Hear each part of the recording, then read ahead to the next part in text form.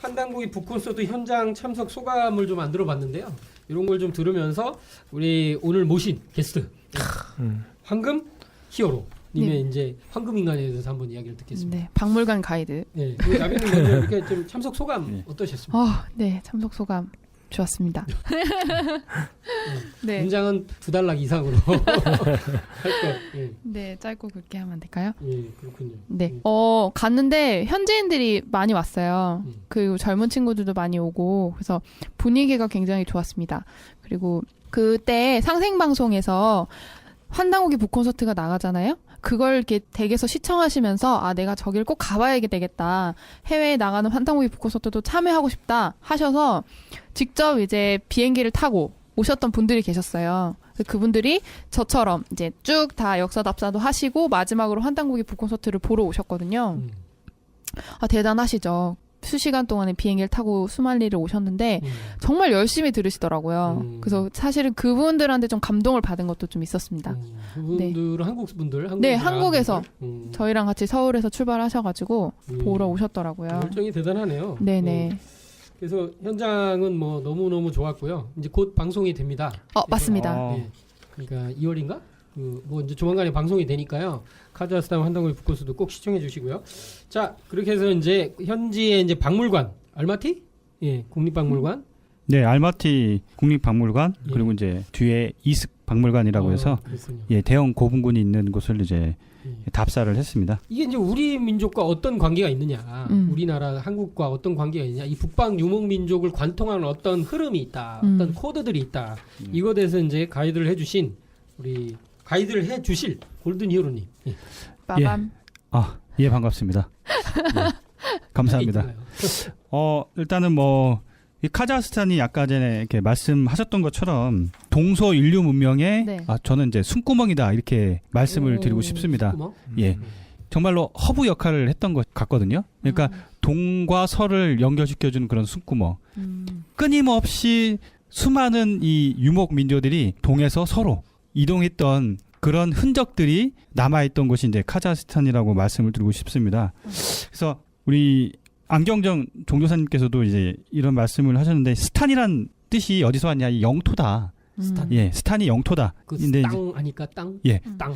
페르시아어로 이제 땅이라고 하는데 이게 이제 우리 단군 조선의 이 단하고도 연관되어 있다. 이 천지 광명 사상이 담겨져 있는 뜻이 스탄이다. 이런 이제 말씀도 해주셨고요. 그래서 좀 정말로 고조선과 깊은 연관이 있는 곳이 이제 카자흐스탄입니다. 예. 그래서 저는 처음에 이 황금인간이 네. 이 알마티 국립박물관에 있는 줄 알았어요. 저도요. 저도. 이게 사진이 되게 많이 돌아요. 로비 딱 들어가면서 서 있거든요. 예. 5개가. 그래서 이게 엄청 대단한 특별 전시 이런 건 줄 알았어요. 저도 그렇게 모든 여겼습니다. 박물관에 다 있더라고요. 그랬는데 그게. 가니까 그냥 너무 이제 박물관이 허름한 거예요. 그래서 이건 네, 맞아요. 아니 그렇게 유명한데? 예. 심지어 2층은 공사하고 있고. 예. 그래서 너무 좀 처음에는 감동이 막 복받쳐 오다가 건물 정문에서 봤을 때 에게. 근데 이제 일단은 내용이 이제 중요하지. 예, 진실을 이제 알고 보니까 이제 그 아스타나로 갔더라고요. 이렇게 아스타나에 좀 정말 아주 좋게 박물관을 지었는데 거기에 진품은 그쪽으로 가 있는 걸로 이제 확인을 했습니다. 예. 네. 여기는 어떤 정확한 모양입니다, 고증을 모양. 거쳐서 이게 모조품이 이렇게 전시가 되어 있더라고요. 1985년도에 이 박물관이 지어졌고요. 그때부터 20만 점에 넘는 유물들이 있었는데 이거는 지금 현재 이렇게까지는 없고요. 그러니까 4층으로 되어 있습니다. 이제 첫째 메인 홀에는 선사 시대부터 고생물까지의 어떤 내용들이 정시가 되어 있고요. 두 번째가 15세기부터 20세기에 이르는 카자흐스탄의 어떤 국가가 형성된 과정들이 그리고 유물들이 전시가 되어 있습니다. 그러니까 세 번째 홀에는 러시아 어떤 지배하에 있었던 카자흐스탄의 역사가 전시되어 있는데 제가 3층을 딱 둘러보니까 거기에 또 뭐가 있냐 한국관이 있는 거예요. 맞아요. 네, 맞아요. 한국관이 있었겠네. 네. 네, 반가웠습니다. 근데 정말로 놀랐던 것도 뭐냐면 여기서는 고조선을 한국의 역사로 인정을 하고 있더라고요. 근데 우리나라는 고맙네. 참 되게 작게는 돼 있지만은 정말로 이 카자흐스탄의 이 역사 의식이 우리나라보다 낫구나. 좋구나. 진짜 그러네. 짜증나. 예, 이런 거를 좀 느꼈습니다. 예. 잘 돼 있어요, 생각보다. 예, 생각보다 좀 허름하지만 그 메인 홀에 들어가면은 네. 정면에 4명의 큰 이게 상이 이렇게 있습니다. 조소상이 이렇게 있는데요. 그러니까 첫 번째 상은 이제 좀 알아보니까 여인상인데 안드로프 여인상이라고 해서요. BC 2300년 전부터 존재했던 중앙아시아와 시베리아 남쪽에 번성했던 안드로프라는 그 문명을 대표하는 그 여인상입니다. 이게 두 번째 상이 또 뭐냐면은 이름이 정식으로는 황금 왕자 전사라고 불리는 인물상이 이렇게 있습니다. 예, 인물상이 있습니다. 아니 왕자였구나. 왕자가 아닙니다. 예, 그건 왕자가 아닙니다. 근데 이분 여기 카자흐스탄에서는 그 왕자라고 좀 생각을 이렇게 하고 이 사람들 하고 싶어 하는 것 같더라고요. 예. 그리고 이제 세 번째가 훈족의 인물상이 이렇게 있고요. 네 번째가 중국의 그 강주족의 연인상인데 한자로 보니까 강거입니다. 강거. 예, 느낌 오시죠? 환단곡에 나오지 않습니까? 이 종족의 그 여인상이 이렇게 정면에 딱 배치가 되어 있습니다. 전체적으로는 저도 뭐 많이 볼 수 있어서 좋았고요. 여러 가지로 이제 황금 인물상에 대해서 네. 유심히 보고 이제 좀 느끼고 그리고 이제 책으로만 봤던 것이 좀 현재 가서 세밀하게 보니까 야, 참 이 인류 문명의 그 원형 문화 코드가 다 담겨져 있구나라고 좀 감동을 좀 받았습니다. 오늘 하여튼 이야기할 게 이제 황금 인간이잖아요. 네. 네네네. 가장 중요한 코드가 되는데 그걸 뭐 어떻게 보셨습니까? 일단 황금 인간은 1969년도에 이슥 고분군에서 이제 발견이 됐습니다. 예, 예, 러시아. 하니까 어디 뭐 무슨 산 우리 의슥 이렇게 또 뭐 이런 거 있잖아요. 나중에 이제 이슥 박물관 쪽으로 가보니까 거기 다 평야에 아, 거기 진짜 멋있어요. 예, 저도 너무 놀랐습니다. 대한민국에서는 볼 수 없는 뷰예요. 뭐가 무슨 엄청 넓은 평야인데요. 거기 이렇게 고분이 이렇게 있어요. 언덕처럼 이렇게 솟아 있는데 와 진짜 장관이더라고요. 예. 되게 넓었습니다. 저도 생각보다 이게 네. 박물관도 이슥 박물관도 처음에 기대하고 갔는데 기대는 하면 안 되겠더라고요. 네, 너무 작아서. 예. 저희 사무실만 해요. 예.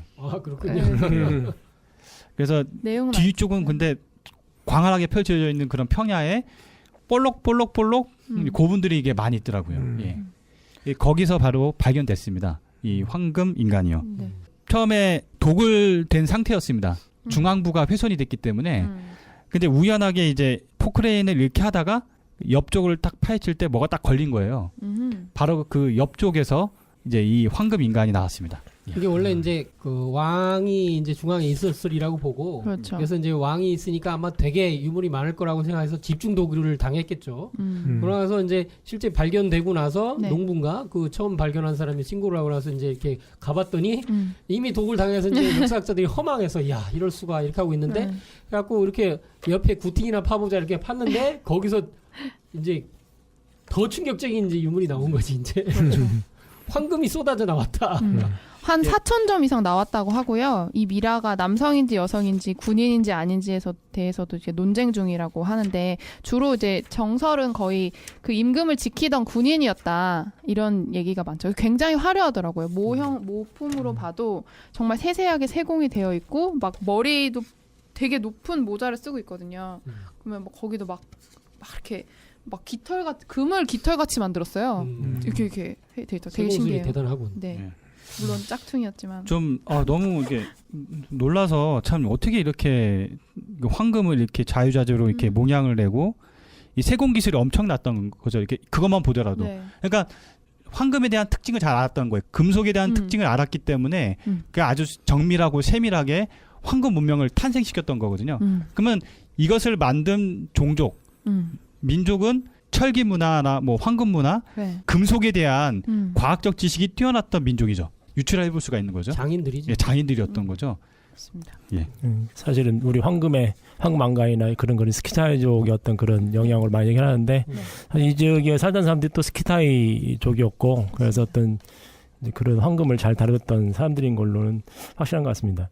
네. 스키타이가 이제 이쪽에서 뭐 최초의 유목민처럼 얘기하지만 그건 서양 중심이고 네, 맞습니다. 이제 서양에서 볼 때 최초로 보였던 게 이제 스키타이였기 때문에 근데 동양에는 이제 굉장히 또 북방으로부터 굉장히 많이 이제 나왔기 때문에 네. 그런 것도 이제 같이 연결해서 볼 수 있을 것 같아요. 어찌 됐든 중요한 건 머리끝부터 발끝까지 황금으로 도배를 한 네. 너무도 충격적인 비주얼에 이건 뭐지? 이렇게 막 그렇게 느낄 정도. 그러니까 황금 인간이라고 하죠. 심지어 임금도 아닌데 그 정도면 임금은 어떻게 썼는가 궁금하죠. 네. 그러니까 이렇게 머리 그 모자인데 이제 그게 이제 곡깔이라고 하더라고요. 곡깔. 예. 곡깔. 그 나라 사람 말로? 아니 곡갈 우리말로 이제 결국은 이제 곡갈 모자 할 때 우리가 곡갈. 정확하게 이제 그러니까 우리가 이제 환단고기의 어떤 정신으로 봤을 때는 이거는 곡깔이다. 이게 모자를 쓴 것이고요. 그리고 이제 붉은 예복 속에 이제 그 황금을 다 이렇게 치장을 한 거죠. 그리고 바클 또한 그렇고 이 검도 다 황금으로 다 치장을 했습니다. 그래서 거기 학자들 물어보니까요, 이 관장하고도 얘기를 해봤거든요.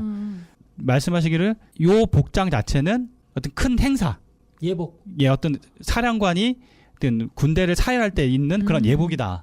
예, 그래서 그게 붉은색과 황금을 치장한 화려하게 입고 나갔던 거죠, 그러니까. 예. 그래서 아까 전에 그 말씀하셨던 것처럼 결국은 판독을 해낸 게 스키타이 문명이다 이렇게 얘기를 했는데요. 네. 카자흐스탄은 아까 하셨던 것처럼 동서문화의 어떤 이게 숨구멍이거든요. 그래서 수없이 많은 유목 민족들이 이 카자흐스탄을 거치고 유럽으로 들어갔습니다. 예. 근데 반드시 거치면서 바로 여기 국가를 세웠는데 네.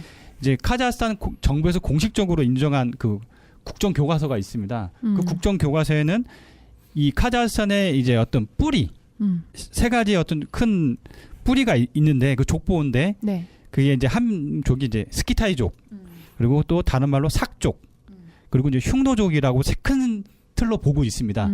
그렇게 있던 민족 중에 이제 이 황금 문명을 낳았던 것은 이제 스키타이라고 이제 보고 있는 거죠. 근데 이제 그 제가 알기로는 이제 흉노도 네. 전부 황금 문화를 예, 가지고 맞습니다. 있었고 예. 북방 유목민족을 관통해서 있는 게 황금 문화거든요. 예. 그래서 공통적인 게 아닌가. 예, 맞습니다. 저도 한 말씀 드리면은 지금 황금 문화가 있는데 네. 또 하나의 문화가 옥기 문화가 있잖아요. 근데 이게 이제 옥기도 사실은 지금도 재현하기 어려운 그런 세공 기술을 가지고, 그러니까 맞아요. 한쪽에서는 옥기가 상당히 발달된 거고, 그리고 한쪽에서는 황금이 발달이 되는데, 근데 이제 그 유목민 특징이 네. 이제 황금 문명이라는 거고, 그게 또 이제 우리가 말하는 금악산, 예, 이제 맞습니다. 알타이, 예, 금악산의 어떤 그걸 중심으로 해서 그 문명이 퍼져나갔다 이런 얘기도 많이 하거든요. 네. 그러니까 유목민의 특징은 황금 문화로 볼 수가 있고, 그리고 옥기 문화는 그 뭐냐? 이건 정주 문화의 특징이 된다는 거죠. 그래서 예, 그러니까 북의 어떤 그런 유목 문화가 이제 황금 문화라면은 목의 네. 어떤 그런 정주 문화, 농업 문화가 그렇게도. 예, 옥기 문화로 볼 수가 있는 게 있고요. 또 하나는 이제 그 천마 지우라고 우리가 그 얘기를 하잖아요. 네. 그러니까 여기도 보면은 우리나라에도 신라의 천마가 발견되고 네. 카자흐스탄에서 천마가 많이 발견이 되거든요. 근데 천마라고 하는 것이 이제 하늘을 나는 말. 그렇죠. 근데 이제 말은 하늘하고 이제 연관이 되고 새하고 연관이 되고 그렇죠. 그리고 이건 또 건도. 이거는 건도하고 연관이 되는데 이 땅에 해당되는 게 바로 이제 이 곤도에서는 이 지우 땅에 이제 소라해서 소로 대표가 돼요. 그러니까 이 농업 문화에서는 그러니까 이 천마 지우라고 하는 것도 유목과 이제 그 농경 문화를 볼 수 있는 어떤 키워드 중에 하나죠. 네, 그것도 굉장히 중요하네요. 그게 일단은 이 황금 문화가 왜 우리 입장에서 중요하냐면 실제 이 황금 갑옷을 그 입고 나온 이 황금 인간 네. 그리고 칼 이런 거와 거의 똑같은 양식의 기술력을 갖춘 문화가 이게 신라의 이제 그 대릉원이라고 하죠. 네. 이쪽에서 쏟아져 나왔다. 물론 이제 뭐 신라만 있냐, 이제 물론 전부 고구려 백제 신라가 이제 황금 문화는 다 비슷하게 있긴 하지만 신라에서 네. 뭐 말로 할 수 없이 어마어마하게 이제 쏟아져 나왔다. 이것이 유라시아를 관통하는 유목민족이 초원길을 통해서 전해진 이게 뭔가 어떤 네트워크가 있었다. 연결망이 있었다. 근데 이 네트워크가 동일한 문화의 속성을 가지고 있었고 그것이 황금 문화로 꼽혔다. 이제 이렇게 학자들이 이렇게 얘기를 하는 거죠. 예, 근데 그게 참 그 아시아의 땅끝 경주에서 발견됐다는 게 너무 신비롭지 않아요? 그렇죠. 이제 그렇게 해서 굉장히 재밌죠. 이게 네. 그 길을 그러니까 이제 두 가지 길을 얘기하잖아요. 이제 동서양의 통로를 실크로드와 네. 또 하나는 이제 초원길로 얘기를 하잖아요. 예, 그래서 좋은 하나는 이렇게 이제 실크가 이제 네. 이 옷인데 네. 이제 천을 얘기를 하는데 하나는 또 황금이에요. 그렇죠. 이게 그게 뭐 황금이라는 게 이제 영원불멸로 얘기를 하고 절대 이제 시간이 지나도 이렇게 변질되지 않는다. 네. 그래서 이제 그런 어떤 변하지 않는 마음 뭐 이것도 뜻하기도 하고 옥도 마찬가지고. 네. 근데 이 동쪽 끝 네. 그래서 신라와 그리고 경주. 거의 8,000km를 지나서 물론 이제 이 카자흐스탄 한 6,000km쯤 네, 우리나라에서는 6,000km쯤 네. 될 건데 저 끝까지 이어지는 게 어떻게 이렇게 동일한 문화를 가지고 있느냐. 이런 게 놀라운 거죠. 그러니까 어떤 하나의 어떤 네트워크로 이렇게 연결돼 있었다 이렇게 네. 저는 그러니까 보고 있죠. 이제 그게 그 신라의 그 주류가 이제 김씨잖아요. 네. 김씨. 네, 김씨를 쫓아 올라가면 이제 김일제라고 해가지고 네. 신나라. 그러니까 이제 후한이 들어가기 바로 전에 신나라라고 있었는데 네. 그 신나라 때, 그러니까 이제 한무대 때 이제 그 위에 있던 흉노 네. 거기에서 이제 선우의 이제 아들이 아마 김일제로 제가 알고 있습니다. 그래서 왕자죠. 예, 왕자가 이제 거기서 한무제에 잡혀서 거기서 이제 말을 다스리는 그 하다가 발탁이 돼서 이제 김시성을 하사받게 되고 이렇게 되는데 그래서 이제 그 김일제의 후손 중에 네. 김알지라고 하는 이제 그분도 나오게 되고 또 이제 우리가 알고 있는 그 김수로왕 그쪽 계통 그리고 위로 올라가면 둘이 이제 그 사촌간이었다 조상이 뭐 그런 얘기도 있는데 그래서 이제 그렇게 통해서 본다면은 이제 그 김씨라고 하는 이제 그걸 통해서 아마 신라까지 이제 그 네트워크 형성이 되지 않았나 그런 식으로 얘기를 하더라고요. 예. 근데 이제 이게 이제 잘못 들리면 아이 그럼 뭐 신라는 뭐 우리 민족이 아니냐 그런 문제가 아니고요. 이제 흉노도 그리고 몽골도 그렇고 모두 이제 그 고조선에서 이 단군 조선에서 네. 기원한 것으로 이제 환단궁에는 다 기록이 돼 있어요. 그래서 우리 민족의 이제 어떤 그 중심 세력 그리고 또 이제 뭐 제후국 뭐 이렇게 이제 큰 그 고조선 문화권 단군 조선의 문화권으로 이제 다 같이 보면 이제 쉽게 이해를 할 수가 있습니다. 네네. 광역 이게 이제 문화권이라고 보면 될 것 같아요. 그래서 환단국이 저도 역주본에 보면은 네. 그 해제본에 보면은 정말 자세하게 설명이 되는데 78개의 제국으로 구성되어 있었다. 고조선이. 그러니까 이 고조선은 모두가 어떤 하나의 어떤 믿음, 신앙이 있었는데 그 이제 삼신상제님에 대한 어떤 제천 문화가 이렇게 공통적으로 다 있었다는 거죠. 이걸 중심으로 이렇게 다 뭉쳐 있었다는 거예요.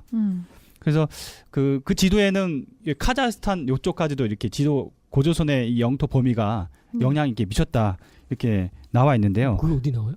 이제 그 해제본에 보면은 그 지도를 잘 보시면 일부 이렇게 쭉 가는 예, 여기 쭉 고까지 여기 영향력이 이렇게 돼 있습니다. 보면은요. 또 단군 세계에 보면은 네.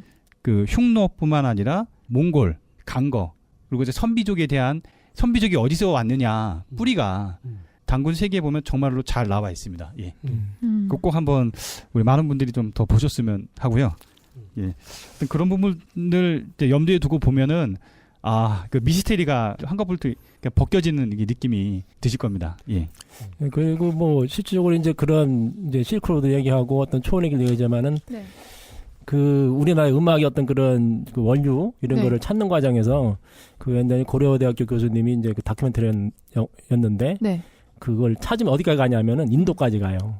인도 네. 시바신을 모시는 이제 그 거기서 장고 우리가 말한 장고가 시바신이 그걸 쬐끄만 걸 들고 있거든요. 네, 실제 있어요. 네, 그래서 이제 실제 그래가지고 네. 아리랑 스리랑의 기원도 이렇게 인도예요? 그렇게 연결을 그렇게 인도라고 하는 것보다는 연결이 돼요. 왜냐하면 거기에 소원을 이루어지는 신을 아리람신, 스리람신이라고 그래요. 진짜요? 소원을 다 이루어지는 신. 근데 그게 어디가 기원이냐라기보다는 연결이 돼 있다. 그렇죠, 연결이 돼 굉장히 재밌어요, 그게. 그렇죠. 근데 그게 뭐 맞아요. 허왕우하고도 연결돼 있어요. 그렇죠. 그게. 그리고 쪽에 이제 타밀어가 우리하고 똑같이 이제 엄마, 아빠 그리고 우리와 비슷한 그렇죠. 어를 많이 쓰거든요. 그렇게 봤을 때 거기서 얘기했던 거는 이제 네. 그 루트를 이쪽 이란 쪽을 통해서 우리가 지금 스키타이 민족이 이제 활동했던 쪽 네. 그래서 이제 카자흐스탄 거기 협곡 해서 이렇게 얘기를 하거든요. 고구려하고 연결돼 있다고. 네. 그러니까 이 지금의 이것이 지금 보면은 어떻게 그 시대에 그렇게 했겠냐 싶지만은 이미 모두가 사실은 그 지구가 하나 돼서 사실은 그렇게 전부 다 영향을 주고 문화적으로 하나 됐던 하나의 사상을 가지고 뭉쳤던 그런 걸 볼 수 있는 거죠. 근데 여기서 이제 굉장히 중요한 코드가 이제 하나 나오는 게 네. 그때 북방 유목 문화에서 이제 가장 중요한 어떤 통치 시스템, 운영 시스템이라고 하는 게 이제 왕이 있고 그러니까 네. 주군이 있고 주군과 함께하는 운명을 간치하는 집단을 부르는 명칭이 있었다. 근데 그거를 일컬어서 이제 동서양이 공통으로 최근에는 코미타투스라고 한다. 근데 코미타투스가 등장을 하는 거죠. 근데 이 코미타투스가 이제 너무너무 재미있는 세계로 이제 들어가는 거예요. 그리고 놀라운 세계로. 이 코미타투스라는 거를 이렇게 이제 그 실제 글자 자체를 이렇게 사전이나 이런 데서 찾아보면 뜻 네. 자체가 이렇게 돼 있어요. 코미타투스. 그래가지고 뭐 분리를 해서 할 수도 있겠지만 네. 일단은 뜻이 이제 대동한다. 같이 코미. 동반한다. 동반해서 수행한다. 이거 뭐 이제 명사형으로는 수행원, 같이 움직이는 사람, 측근, 뭐 이런 일행, 뭐 이런 얘기를 해요. 근데 뭐 갑자기 우리 이런 생각이 났어요. 지난번에 이제 우리가 신과 함께를 네. 했었잖아요. 근데 신과 함께잖아요. 함께. 네. Along with the gods 이렇게 얘기하잖아요. 이렇게 오, 복수. 신들과 함께 이렇게 얘기를 하는데 거기도 이제 Along with라는 게 이제 그 관용어처럼 쓰여서 네. 함께 대동한다. 뭐 이렇게 철저하게 같이 다닌다. 뭐 이런 뜻이 있어요. 이 코미타투스가 이제 이렇게 저는 연결이 되더라고요. 우리 그 고구려를 같이 이제 동부에서 이제 고주몽성제께서 이제 딱 나오실 때 네. 3명의 친구 가잖아요. 오리, 말이, 협보. 이것도 코미타투스거든요. 아, 네, 보시- 그렇네요. 그 왕이 있고 네. 그 왕의 이제 친위 부대다. 친위 부대. 그래서 운명을 같이 한다. 운명이라는 건 죽음과 삶을 이제 같이 한다는 거죠. 네. 근데 또 이제 이 코미타투스는 또 하나 특징이 뭐냐면 최강의 전사다. 고도로 훈련된 전사다. 그리고 이제 무력만 그런 게 아니고 이제 문으로도 문무를 겸전한 고도의 전사다. 이렇게 돼 있거든요.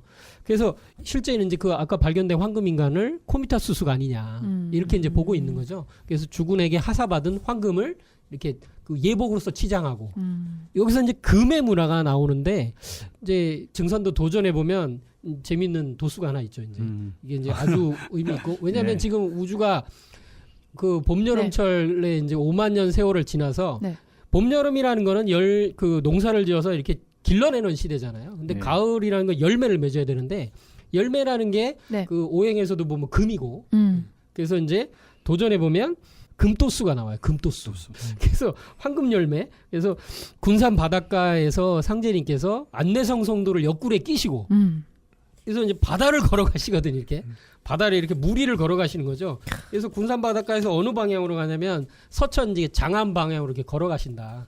이렇게 그리고 걸어가시니까 이제 그 뒤에 이제 성도들이 이제 그걸 놀라운 광경이잖아요. 네. 근데 이제 수부님과 이제 성도들도 상제님 발자국을 따라서 그대로 건너가요. 그러니까 똑같이 무리를 다 걷는 거예요. 이 물이 아니고 그냥 바다 출렁이는 바다를 걷고 있는 거죠.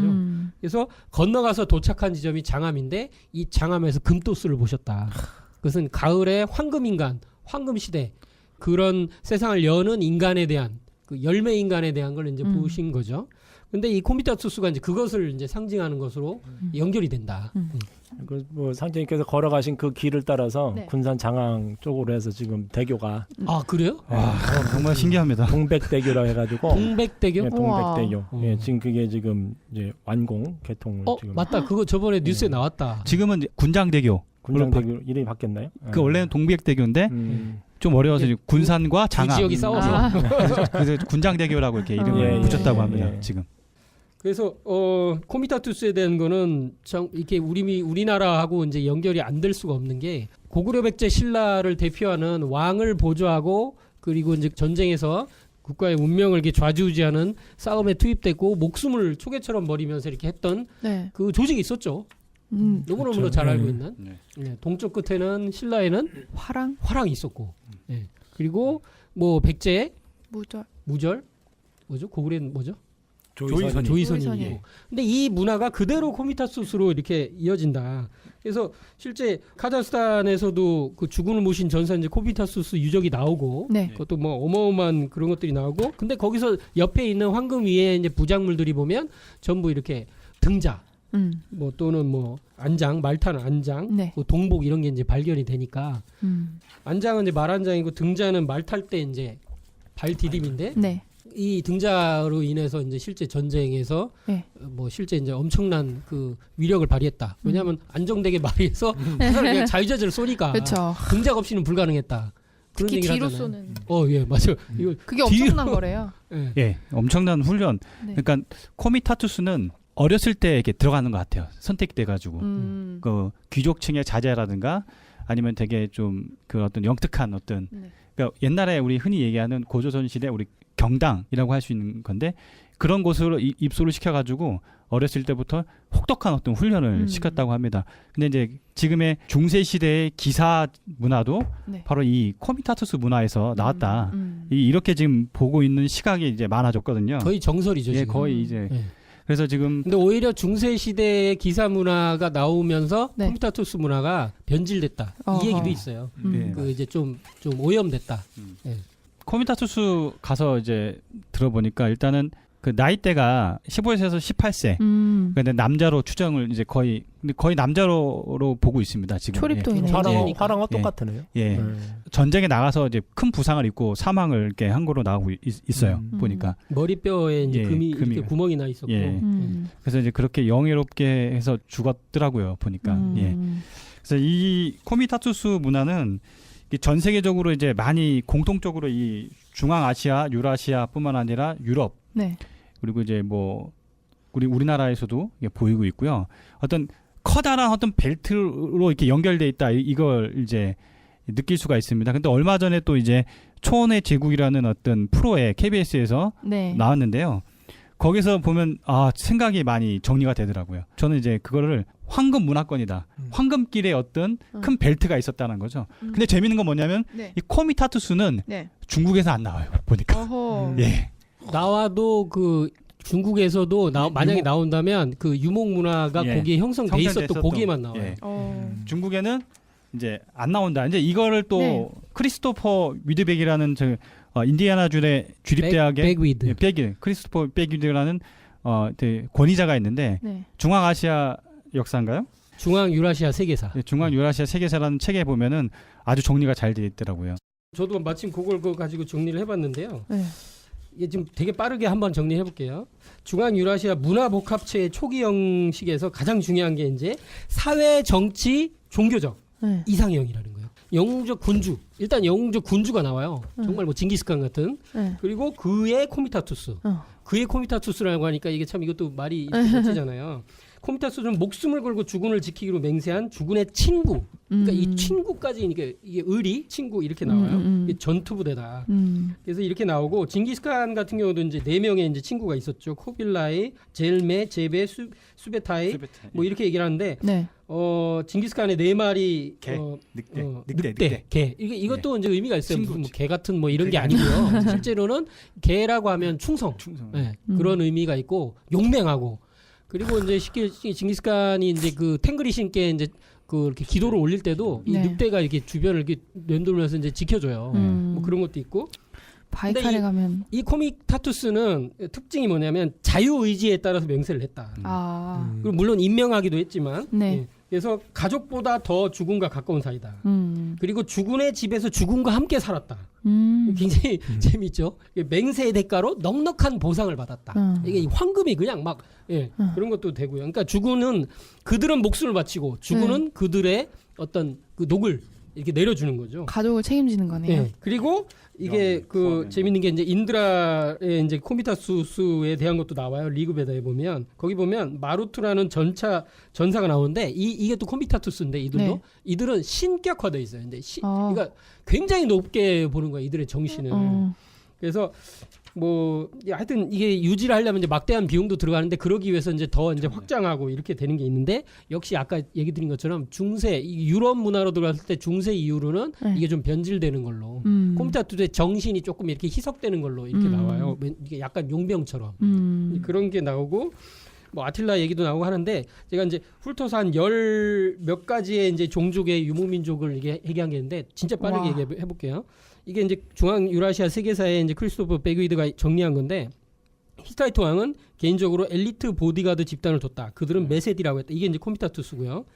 히로도투스에 의하면 스키타이에서는 왕이 부르는 자는 누구나 왕이 시종이 되면 왕이 돈을 주고 노예를 사는 일이 없다. 그러니까 자발적이다. 이런 얘기가 나오고 큼직한 항아리에 술을 붓고 거기에 계약 당사자의 피를 섞어 나눠 마신다. 이게 이제 맹세에 대한 회맹. 예? 회맹이라고 그러죠. 회맹? 그걸 회맹이라고 그래요? 이제 백마의 피를 해서 먹거나 자기 이제 몸에 피를 해서 술을 같이 나눠 먹고 하는 거예요. 네.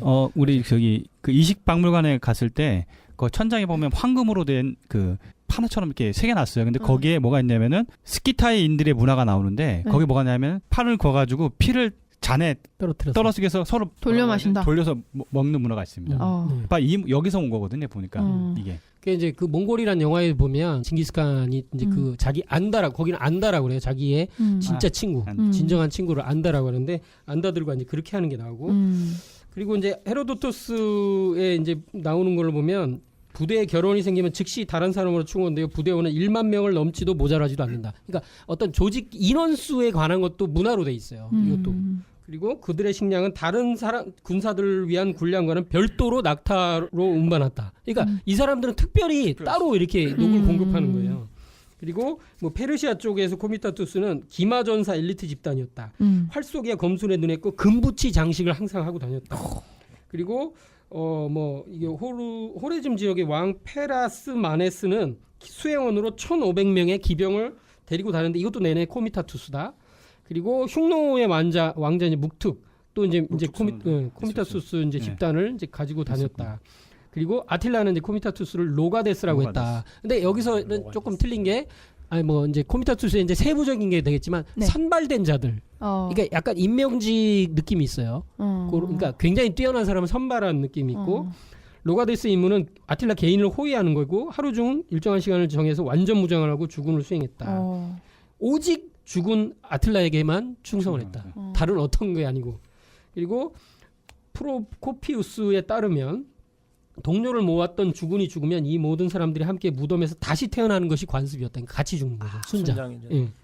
그리고 타키투스에 따르면 언제나 대부대로 그를 호위하기 때문이다. 뭐 이런 게 젊은 전사들 이런 얘기하고 원시 게르마노에서 이제 코미타스는 뭐고 뭐 이렇게 나오는데 여기서 재밌는 게 베오울프가 나와요.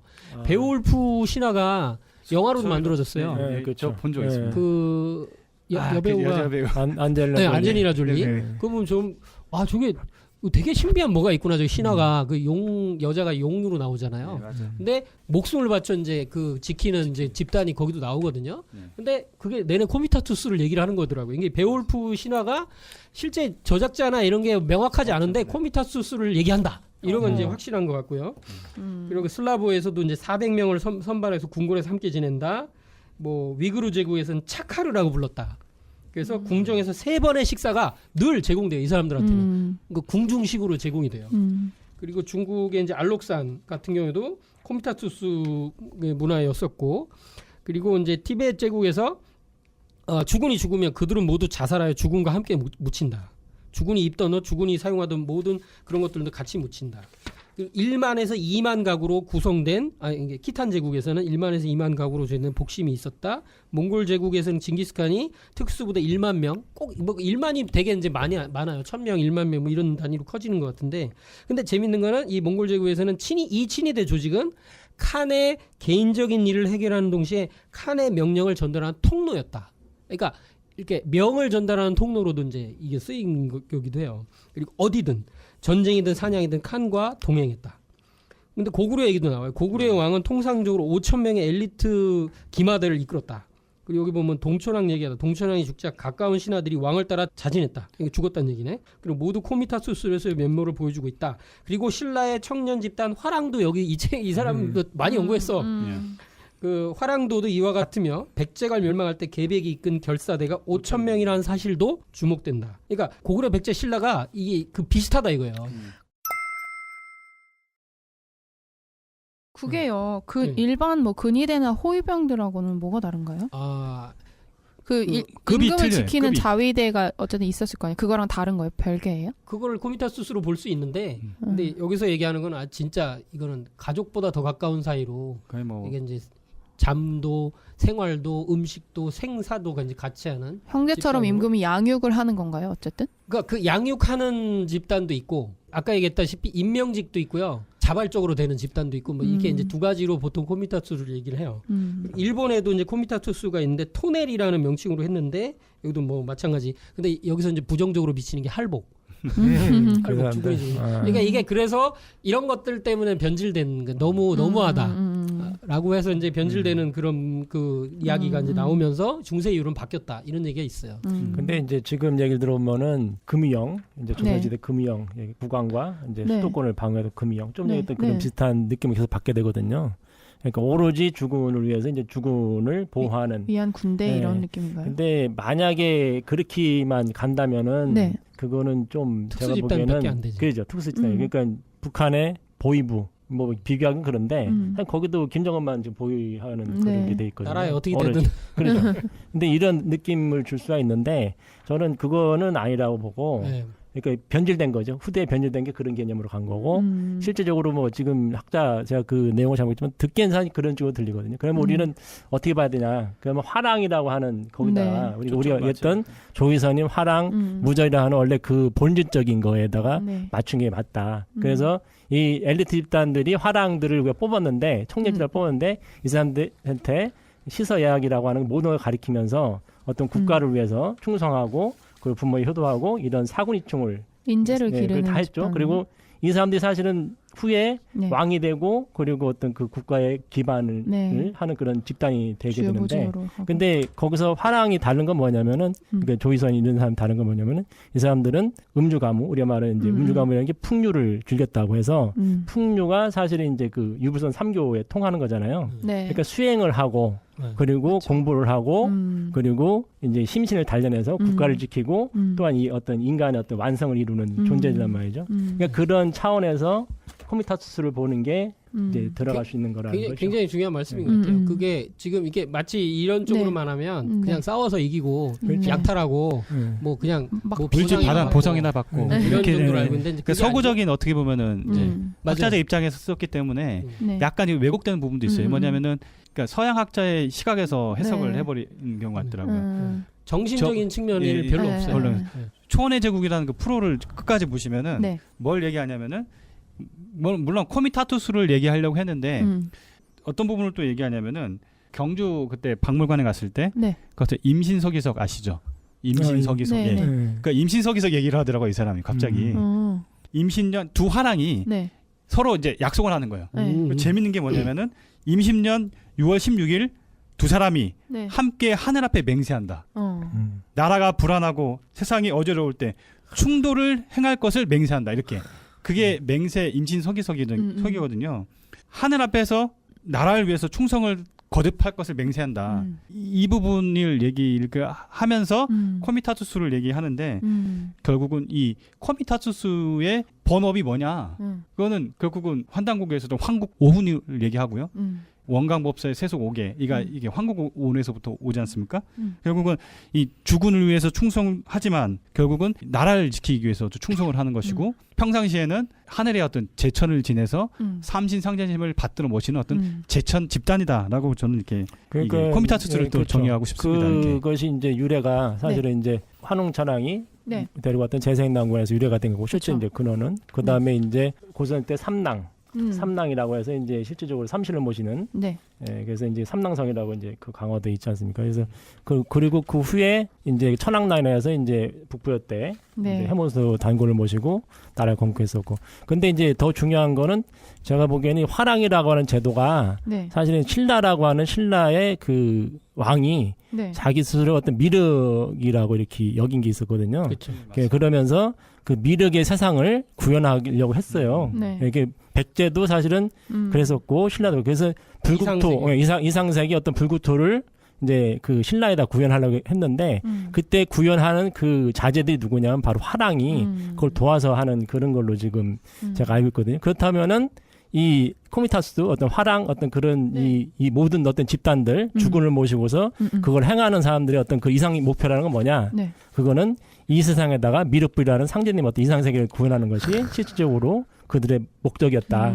그렇게 보는 게 좀 좋지 않을까 생각이 됩니다. 이게 이제 그러니까 환국에서 인류 최초의 이제 국가의 이제 그 환국에서 거발한 환인께서 보내신 거죠. 이제 천시도 됐고 이렇게 뭐 여러 가지 그 뭐 인구도 많아지고 뭐 그런 측면에서 이렇게 이제 이 태백산 쪽으로 거발한 환웅천왕을 보내셨는데 이때 문명개척단 한마디로 제세행난군이라고 부르는 3,000명을 보냈다. 근데 이들이 바로 최초의 코미타투스로 이제 볼 수 있다. 그리고 근데 이 3,000명이 그냥 3,000명이냐 그게 아니고 이제 가족도 이제 같이 왔을 거라고 보는 거거든요. 그래서 정도사님은 대략 한 2만 명 정도 규모의 거의 대군단이죠. 와. 이거는 나라예요, 나라. 나라죠. 나라 하나가 이렇게 옮겨오는 거거든요. 어마어마한 이제 조직이 이제 온 것이고, 그래서 이제 실제 건설한 것이 이제 백두산이 이제 신시 배달을 열게 된 거고, 근데 그렇게 되면서 코미타투스 문화에 이제 어떻게 보면은 이제 원형이 이렇게 보여지게 되는데, 실제 이제 우리가 이제 화랑에서 보여지고 있는 세속 5개, 뭐 첫 번째 사친이효, 이 뭐 효에 대한 거, 사군이 충에 대한 거, 교우이신, 믿음에 대한 거, 임전무태, 이거는 용감한 거, 그리고 다섯 번째 살생유태, 이건 인에 대한 건데 이것이 원래 태백일사의 이제 환단곡에 보면 소도의 이제 계율에 다 있는 거다. 아까 얘기했던 오상지도. 예. 그것이 뭐냐면 충, 효, 신, 용, 인 이렇게 해서 이 다섯 가지가 그대로 있는 건데 이 그대로 있는 것이 그러니까 무슨 뭐 원광복사가 무슨 뭐 새로 만들어 가지고 이런 식으로 하는 게 아니고 원래 우리 민족에 그대로 있던 것을 그대로 그 코미타수스 문화 이 최초의 문명 개척단 제생랑의 네. 문화를 그대로 이렇게 받아내려서 그렇게 그 계율로 이렇게 다시 한번 선포한 거다. 근데 이거를 정확히 알아야 된다. 그래서 환단공의 문화가 얼마나 중요하냐 이런 걸 또 이제 한번 생각해 볼 수 있고 이것이 일본으로 정해져서 원래 이제 이 김양수 씨가 쓴 일본은 한국이더라 이런 책이 있는데 여기 보면 수엄도라는 게 있어가지고 여기도 똑같은 화랑도의 계율을 똑같이 다섯 가지 쓴대요. 네. 그러니까 근데 여기서 얘기하는 게 뭐냐면 코미타투스라는 이 책 그 세계 뭐 초원의 길이나 이런 다큐에서 얘기하는 건 뭐냐면 임전무태 하나 얘기하고 그러니까 네 번째 계율 그리고 살생유택 이건 아닌 것 같아. 사군이 충, 요 정도. 그러니까 네. 두 번째와 네 번째 교율, 그리고 뭐 교우이신에서 친구와 믿음, 한 세 가지 정도 교율? 요 정도만 거기서 이제 보여지고, 그 서양 중심으로 이렇게 생각을 한 거다. 실제로는 오상지도다. 근데 마치 이제 신라에도 있는 것처럼 이게 네. 아니고 실제 이쪽이 이제 원형이라는 거죠, 원형. 네. 근데 그것을 이렇게 이제 거꾸로 이제 다시 제시를 해줄 수가 있다.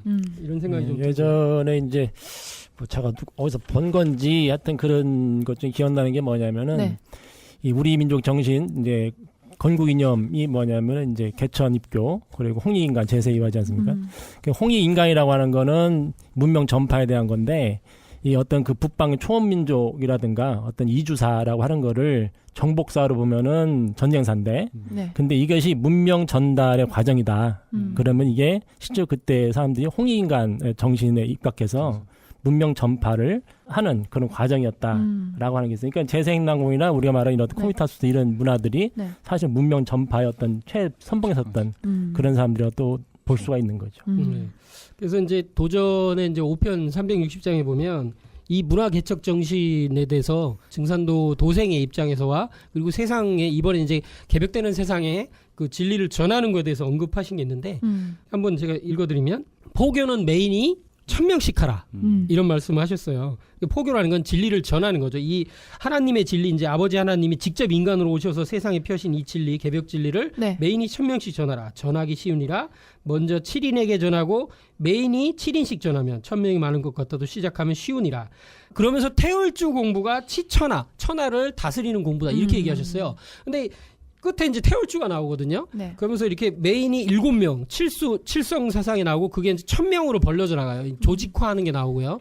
이것이 이제 하나님을 모시는 이 주군을 모시면서 이게 개벽 세상, 가을의 이렇게 완성 세상으로 열어가는 코미타투스를 이렇게 벌려 나가는 게 나오는데 실제 이제 현대 이것이 부활한 것이 이제 증산도의 이제 태을랑이다. 이 화랑 문화가 그 난가의 맥이 이 세상에 이제 실제 그 의통 구호 조직으로 부활한 것이 태을랑 조직으로 이렇게 면면이 이어져 내려오고 있다. 이렇게 이제 종도사님께서 정리를 하셨죠. 이 코미타투스 문화의 끝. 그러면서 앞으로 5만 년 세상의 이제 시작. 그것이 이제 태을랑이 되는 거죠. 코미타투스 이 황금인간을 보면서 네. 하여튼 뭐 여러 가지로 많이 좀 느꼈는데요. 이렇게 인류 원형 문화의 그 정신이 네. 황금인간의 이 황금 여기 표식 유물에 그대로 이게 투영이 돼 있더라고요. 뭐 예를 들어서 이제 고가를 쓰고 거기에 이제 조관처럼 네. 새깃털로 황금으로 된 깃털, 네. 모자핀이 이렇게 꽂아 있고요. 네네. 그 위에는 이렇게 뭐가 있냐면은 이 새가 있습니다.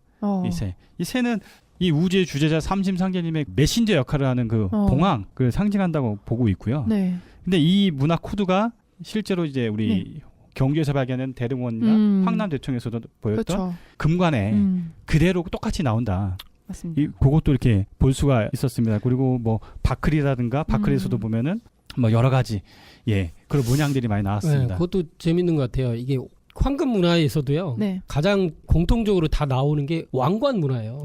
왕관이 맞아요. 다 황금이에요. 그러니까 왕관이라는 게 뭐냐면 주군께서 계시는 거예요. 황제 이 왕이 있는 거예요. 근데 이게 경주에서도 금관에 보면 금관 기술이 어마어마하잖아요. 근데 네. 아까 뭐 엄청납니다. 황금과 곡이 같이 있어요. 거기는. 맞아요, 네. 맞아요. 화려하게 아주 꼽혀 있죠. 그리고 그게 그대로 이 8,000km를 넘는 그 초원길에도 계속 그 금관이 발견돼요. 물론 칼도 나오지만 그런 것들을 볼 때 이제 이렇게 느낄 수 있는 게 많이 있고 그 유목문화에서 이제 가장 특징되는 코드를 이제 세 가지를 이제 장식이 있는데 하나가 뭐냐면은 아까 얘기했던 새. 뭐 독수리를 상징되든 함정으로 상징되든 새가 일단 있어요. 그리고 그 새는 어디에 앉아 있냐면 나무에 앉아 있어요. 맞아요. 근데 이 나무는 세계수를 상징한다. 이 우주를 떠받치고 있는 거대한 나무. 그래서 이 나무를 실제 우주 원리적으로 풀어서 하늘로부터 내려오는 그 기운을 내려받아서 이게 지상 천국을 여는 거를 네. 실제 이상화시킨 그 경전이 바로 천부경이다. 이렇게 얘기를 해서 뭐 그걸 가지고 뭐 한상역도다, 뭐 염계 태극도설이다 이렇게 나무로 표현을 하는데 그게 이제 서양에서도 네. 뭐 유대 신비주의에서도 있고 뭐 카발라 같은 데서도 이제 나무 신다수가 네. 보이죠. 신단수 문화가 예, 있거든요. 있어요. 그리고 그 나무 뿌리가 이렇게 뻗어 있는 게 아까 얘기했던 그 지하 세계.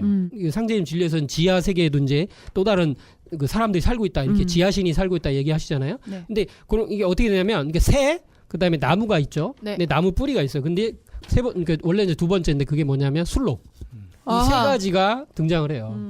근데 술록이 이제 뿌리 또 이제 나무처럼 이게 뻗기도 하고 네. 이 세 가지 상징이 유목문화의 가장 핵심 키워드인데 이걸 뭘로 풀 수 있냐? 나무 뿌리는 지. 그리고 이제 술록은 이 땅 위니까 인간 세계 인 그리고 이 새는 이제 천 그래서 천지인으로 풀 수 있다. 그래서 유목문화의 이제 공통적인 코드와 이제 그 속에 황금 문화의 장식들은 전부 천지인 문화가 들어있다. 이렇게 이제 얘기를 하더라고요. 아까 그 술록이라는 부분들을 네. 얘기하시는데 이제 두 가지로 이제 볼 수가 있을 것 같아요. 이제 술록으로도 얘기하고 네. 우리 오종석 작가님 그 사냥으로도 얘기하더라고요. 근데 그게 다 틀린 건 아니고 제가 봤을 때 문헌에는 사냥 자체를 또 왕으로 봅니다. 이게 술록의 뿔을 왕으로 보고 있거든요. 근데 이제 이슥 박물관에 갔을 때 네. 정말 재밌는 거는 쉽게 해서 대칸들. 이 칸들은 네. 뭘 하냐면은 말에다가 뿔 같은 그 문양을 예, 메고 다녔어요. 말에 그 말 자체를 술록처럼 아니면 사냥의 뿔처럼 이렇게 말에다가요? 예, 그 오. 장식을 다 해놨어요. 말 장식이. 그러니까 이거는 뭐냐? 그 사냥이라는 것은 특정이 네. 엄청난 이 낭떠러지를 사냥을 막 올라가거든요. 오. 이 난관을 극복해서 거의 90도 뭐라냐? 되는데도 올라가지. 맨 꼭대기에 올라가서 밑을 다 내려다봐요. 그래서 왕으로 본다. 그래서 그 말을 그 안장과 뭐 그 말 뭐라고 하죠? 하여튼 여기를 신기하다. 술록으로 다 이렇게 장식을 했다. 전왜 못 장식을 봤죠? 해버렸어요. 나도 그래서 못 이제 봤는데. 그 신기하더라고요. 예, 그게 이렇게 예. 직접 눈으로 보니까 그래서 이제 야. 그 지금 이제 제가 알기로는 스키타이 어떤 토템 중에 하나가 네. 이 사슴. 사슴이 술록하고 사실은 같은 이제 그런 뿔을 가지고 있는데 뿔이라고 하는 거를 이제 그래서 그 좀 전에 왕의 상징으로 했는데 사슴 자체를 사실은 또 뿔을 왕의 상징으로 봐요. 그래서 우리가 쓰는 말이 있어요. 그것 때문에 뭐가 있냐면 각축전이라 해서 네, 각축전이라는 게 뿔을 내가 이렇게 획득하는 거거든요. 그게 바로 왕권을 획득한다는 뜻이 사실은 그거고. 기록 위마라는 또 그게 있어요. 네. 그것도 사실은 사슴을 보고 이렇게 우와. 말을 한다. 이제 그런 얘기가 있는데 그때 그것도 이제 그런 의미가 담겨 있죠. 갑자기 이 생각이 나네요. 그 일본 애니메이션 원령공주에 보면 최고의 아. 동물신이 사슴신으로 사슴. 나와요. 맞아. 시시신이라고 부르는. 그런 게 맞아요. 토템이죠. 그게 네. 이제. 그러니까 이 이슥 박물관에도 있었지만 전체적으로 그 박물관 전체에 나타났던 게 이 술록 관련된 게 많더라고요. 이게 문화가 이게 유물이 또 많이 나오고 제가 정말 신기해서 사진을 찍어 왔는데 네. 제기에 쓰는 장신구 같은데 그게 꼭대기가 술록의 뿔을 다 이렇게 해놨어요. 다 제기에 쓰는 건데 알마티 박물관에 가서 확인을 했는데 이게 그 이전에는 북방 유목 계열에서는 술록을 타고 다녔나 보다. 그 이전에는 어떻게 보면은 말 대신에 술록. 그 시간이 흐르면서 이제 말의 대체를 했다고 이렇게 좀 한번 개인적으로 한번 생각도 한번 해봤습니다. 예. 근데 뭐 이 북방 유목민족의 이제 또 특징 중에 하나 공통적인 게 각배가 있잖아요. 예, 각배. 그 각배가 그쵸. 뿔잔이거든, 뿔잔. 그래가지고 거기다 이제 술을 따라 마시는데 아마 이게 우리 맹세할 때도 거기다 따라 마신 게 아닌가 이런 생각도 좀 들고. 각배의 모양이 사실은 이제 투구에 각배가 있죠. 우리가 이제 이게 뿔처럼 만들잖아요. 소뿔처럼. 네, 사실 이제 그게 각배 형태인데 이제 그 소뿔도 사실은 어떻게 보면 찾아가 보면은 여러 가지 많이 나오죠. 그래서 이제 종도사님께서 이제 이런 말씀도 하셨어요. 코미타투스 얘기하실 때 네. 환단고기에 등장하는 다물 흥방지가 이게 물론 여기서 뭐 다 소개를 할 수는 없지만 다물 흥방지가가 이제 굉장히 중요하다. 왜 그러냐면 코미타투스에 관해서는 기록이 나와 있는 게 실제 없잖아요. 그 뭐 문서도 없고 그런데 환단곡에만 있는 거예요. 왜냐하면 다물흥방지가는 노래이기도 하면서 경전의 의미도 이제 굉장히 강하거든요. 그래서 코미타투스 문화에서 이제 최상의 문화가 이제 다물흥방지가로 볼 수 있다. 그래서 원래 광개토태왕은 이 다물흥방지가를 그 전쟁에서 네. 또는 이렇게 이제 백성들에게 사상전의 형태로 사상을 고취시키는 형태로 이제 또 쓰셨다, 활용을 하셨다. 그래서 코미타투스 문화에서 유일하게 남아 있는 텍스트 문화다. 텍스트 문화. 문학적, 철학적, 군사적으로도 이제 굉장히 중요한 노래다. 이런 말씀도 하셨어요. 그러니까 이 환단고기에는 너무너무 중요한 그런 자료들까지 남아 있는 거죠. 참 너무나 많이 이 자세히 알 수 있는 거는 저도 정말 환단고기 보면 참 나와 있다 이게 정말 현장에서 느꼈습니다. 정말. 나중에 한번 다물흥방지가는 따로 다루고요. 지금까지 카자흐스탄 환단고기 북콘서트를 네. 다녀온 우리 나비님의 이야기들과 그리고 우리 박물관 해설 그리고 홍범도 장군에 대한 이야기들 그리고 우리 해원맹님의 전화 연결을 통해서 여러 가지 재미있는 얘기들을 들어봤습니다. 네. 예. 굉장히 이제 많은 정보가 오늘 그냥 이렇게 하게 됐는데요. 하나하나 따로 해야 될 정도로 뭐 네. 좋은 얘기들도 많이 있었는데 한 줄로 평식으로 한번 끝 마무리 해볼까 합니다. 예. 좋습니다. 오늘 아니다. 이제 게스트분에게 먼저 하면 안 될 것 같고요. 홍범도 장군 오늘 집중도 해주셨고 뭐 여러 가지 하셨는데 우리 덕 선생님. 아, 예. 뭐 홍범도 장군보다도 아까 뒷부분에 네. 이제 카자흐스탄 얘기를 좀 더 해야 될 것 같다는 생각이 드는데 예전에 이제 그 터키 사람들이 네. 우리나라 사람들 보고 형제의 나라다 뭐 맞아요. 이렇게 했거든요.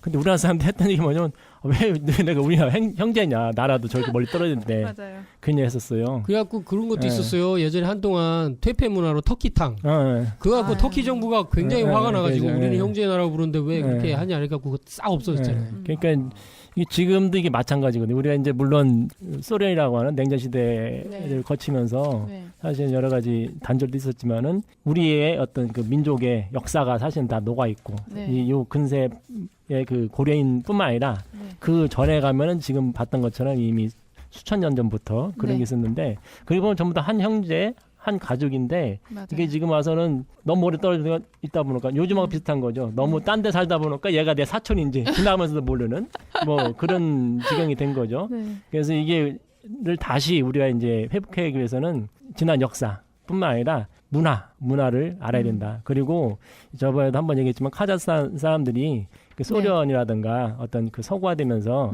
자기들 어떤 역사 문화를 다 잃어버렸어요. 말살돼 버려가지고 그 사람들이 지금 그거 찾고 있는데 네. 그걸 가지고 있는 게 사실 우리거든요.